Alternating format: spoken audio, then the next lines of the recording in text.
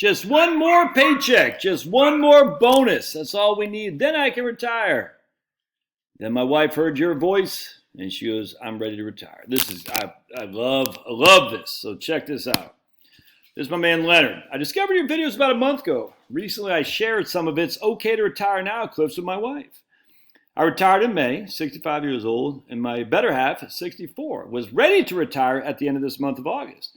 She had been uneasy about not having a paycheck, so at least once a week we'd look at the numbers, Social Security and retirement funds, just to show how we can make it. About a month ago, her company decided to offer her a $2,500 bonus to all employees who had a perfect attendance through the end of October. She paused for a moment, thought about staying a couple more months, then she heard your voice. Just one more paycheck, one more bonus, one more, and told them no. Today, August 27th, is her last day of work. Oh, hallelujah, hallelujah.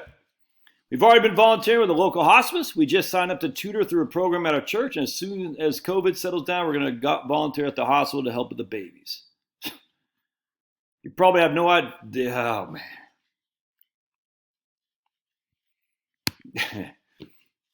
If you ever been to a NICU and you see these babies, these gorgeous, gorgeous babies, and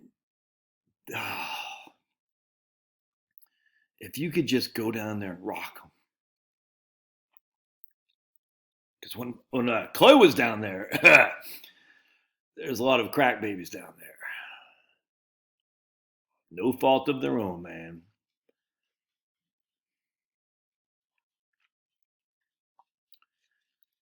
So the fact that I was able to have an impact on this lady so she could go down there and rock babies at the NICU. I think Papa knows I'm tearing up. There's nothing more gratifying than that.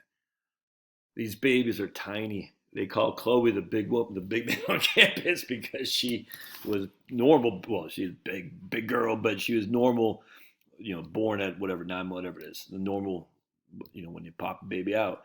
These other babies are prematures, and they're just tiny. They're not healthy. And Charlotte, one of her things she wants to do when she retires is to go to the NICU and just rock the babies. They just need love. Oh my goodness. These little babies, and just, will they know it? I think they do. I do. I think they know the love of someone just holding them in security. Or else they're just going to lay there in this crib with no one there to love them. Now they have the nurses do whatever they can. Trust me. The nurses, we had a guy nurse down there who was just freaking awesome, man. But we also had like for Chloe, because she had a very ventricular tachycardia. It doesn't come very often. Let's just put it that way. And you could see some of the nurses were scared because like, we don't know what to do if her heart starts pumping like a double bass drum in a heavy metal band. They're like, I remember one nurse. She was like, you could see the fear in her eyes when she was on duty for Chloe. But we went down there every day, and it's sad because there's nothing you can do, and you're wondering if she's gonna make it. And here she is. Freaking, I love it. But these other babies, they just need love, man. You know what I'm saying? Someone's got to. I mean, someone, me, you, Leonard, and his better half. I really believe that the love of humanity can be felt in a child from the minute, literally, I think from the minute of conception, frankly, which is why I hate abortion. I hate it with a passion. I don't hate the people who commit abortion, who do the sins. I don't hate that. I hate the act, though. It's horrible. Because if I can hate them, then they can hate me for all my sins. And that's not God. No, God is. God I am. God is love. So God does not allow hate in his realm, that's for sure. Allows it for us to hate, but in terms of the heavenly realm for which we all strive to, God doesn't allow that. But man, the impact, especially where they are, is a heavily black community with lots of single moms that sadly have just bad things, man. No other way around that. Look, we get in white communities too. Trust me, I'm telling you right now. But let's not pretend. In these urban areas, a lot of the preemies are born to single black women. That's just a fact. You can argue and say it's right. I don't care. I literally could care less. I care about the babies, and I care about the moms too, frankly, because I wonder what the hell happened to the husband, not the husband, the baby mama, just to walk away. The freaking, and white guys do this all the time too. Don't get me wrong, but it's not as prevalent now as it is in the black community. And don't tell me it is. It's just not. Oh, there's tons of whites that are freaking up to no good. Trust me, man. But they're doing it in a heavily black community, which just need a baby, just needs to be loved. And that one bit of love might change the world. It might bring bring the next Ben Carson. We don't know. It might. We don't know. It might be the next Jesse Owens. We don't know.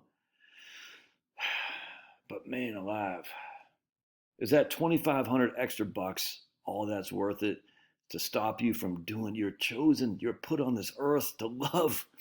Look, we all make mistakes. We all fall for it. I do all the time. Every day I'm fighting it. Every single day. I fight the devil who's telling me to go astray every single day in so many different ways, my friends. The devil's got me by the freaking back of my scruffy neck, or scrawny neck, whatever. And I can't beat him. I can't beat the devil. You can't beat the devil. So you got to turn to the only one that can. That's God.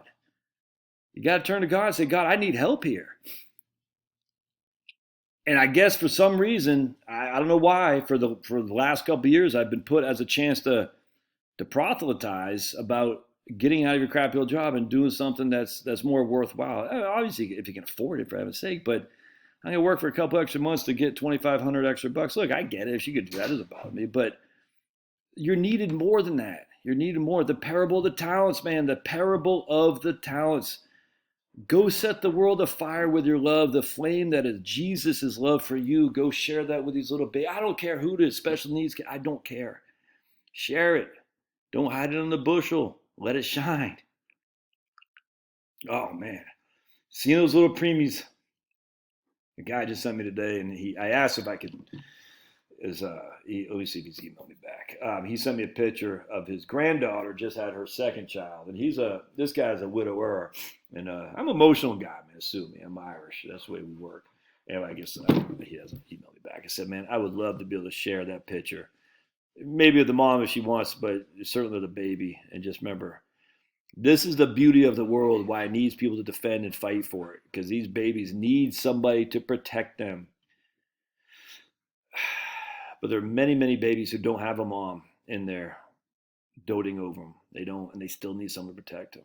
And even if you can just shine a little bit of love, it's funny. Almost let me let Finney out. A separate video on this because it's important. But one of my best memories, I'll share it with you before, but one of my best memories, probably my best memory as a child, was my mom picking me up from daycare when we lived in Peaks Island. It's a bright, springish, late spring, early summer day in Peaks Island, Maine, and we picked me up from daycare, and we walk home, and we're eating alphabet soup on the back porch, and just we had a dog, some cats, just the green grass, the cobalt blue sky, this bright yellow sun, the cool breeze off the ocean.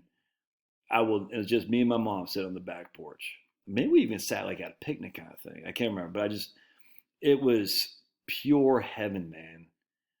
And you're sitting there. I was so completely secure with the love from my mom, the beauty of the nature around us, the blue, the green, the yellow, the butterflies, my orange and white dog. We had chickens. It was just nothing. It was literally heavenly. Obviously not literally, but because you're on earth in peace, you don't need much. Alphabet soup, that's all I needed. My mom, the beauty. Oh.